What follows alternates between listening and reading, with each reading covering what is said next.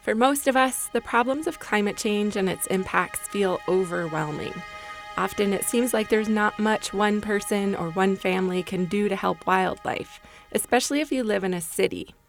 But Laurel Ladwig, a graduate student at the University of New Mexico, has some ideas to help wildlife and also connect with nature. Albuquerque ABQ Backyard Refuge program is a major partnership between tons of organizations here in the city. The Friends of Valle de Oro got it started and brought all these people together to create habitat for wildlife here in the urban area. Valle de Oro National Wildlife Refuge is an urban refuge on a former dairy farm in Albuquerque's South Valley.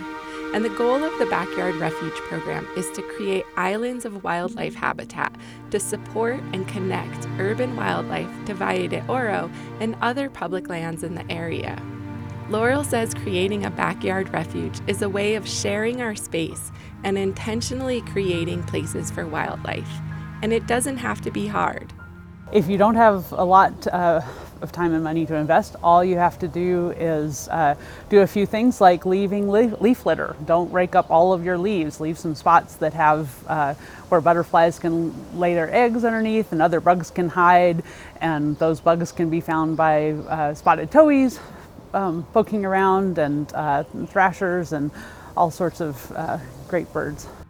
In Albuquerque's Midtown neighborhood, landscape architect Jill Brown has already turned her backyard into a refuge, and it's a place she and her family spend a lot of time. The yard is a combination of outdoor living plus the wildlife and just a nice aesthetic design. So we have hummingbirds, bees, butterflies, using a lot of these plants in here. You don't have to be a landscape architect to participate in the Backyard Refuge program.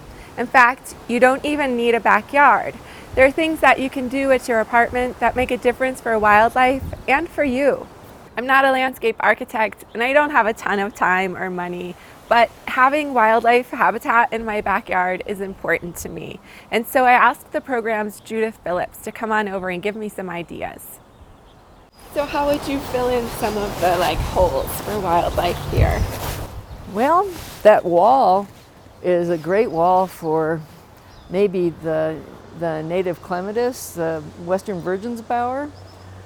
Well, just more layers. So you could put some ground cover, something maybe like the native 4 o'clock in front of the chickens, or one of the evening primroses. They attract hawk moths, and that would drive the chickens crazy. At my own house, I've spent plenty of time ripping up landscaping fabric that doesn't allow water to seep into the ground and reach tree roots, and hauling off gravel. I think it was a really unfortunate thing that people interpreted xeriscape as meaning pull out the plants and spread rock everywhere. Because that's not what it was about at all. And I really think that the only reason that happened is because that's sort of a no-brainer. Plants are so much more interesting and they support so much more life that they're all around more healthful for people as well as for wildlife. Judith says people should come up with a plan before heading to the nursery.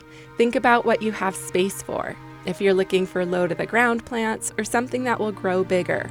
And understand when plants bloom so your new plants support wildlife from spring all the way through summer and fall. And yes, sometimes neighbors question changes. Even in Albuquerque, some people want manicured lawns, and they're used to seeing non-native plants. If you participate in the program, you can get a yard sign that helps people understand what you're doing. And Judith has other ideas too. I also think that good ideas spread down the block, and so when people, I really always try, and when I'm designing a landscape, put several things that are really showy out front so that the neighbors will walk by and say, what is that? And then pretty soon there's one a few houses down.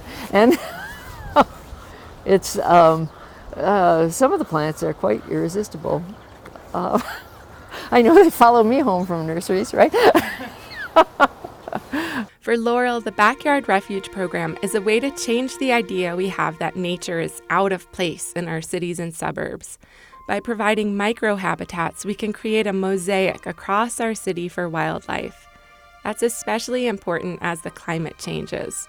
Some plants will survive better than others as the region warms, and wildlife will face greater and greater challenges. Actively taking care of something, especially in your yard, makes them almost part of your family.